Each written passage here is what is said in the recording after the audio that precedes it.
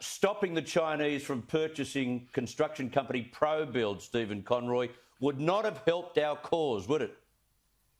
Look, I'm sure the Chinese will just use it as another excuse for their own conduct.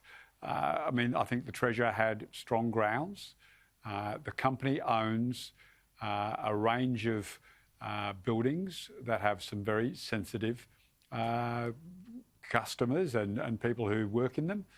And I don't think if the national security advice says we can't afford for this company and its records and its ownership records and the plans, etc., we can't afford for them to be easily accessible by ultimately the Chinese government, then the Treasurer has no choice.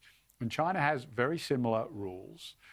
It bans Australia from participating, Australian companies and every other country, from working in a number of its sectors. So this is hypocrisy.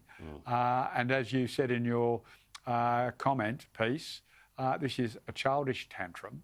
But Australians, unfortunately, are going to have to get used to China behaving badly. And we're going to have a tough time for a while. We have to find alternate markets because an Australian government couldn't do what the Chinese government has done, which, as you described, is allow you to freeze just to bully another country. Very true. We've got to have to cop it. It is childish.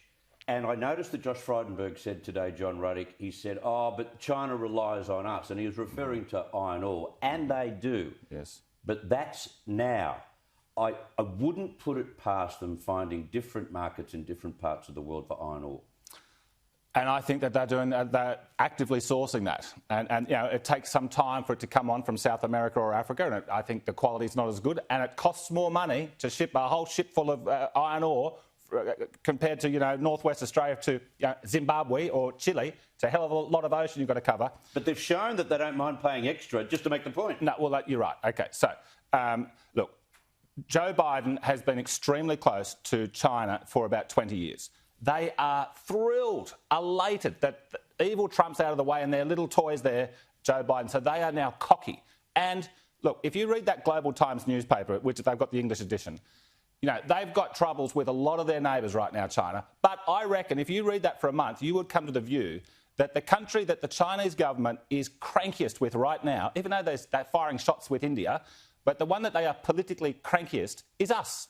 Now, China, let's be very clear, China is not going to invade Australia, for another 100 years because most of Southeast Asia also doesn't like China.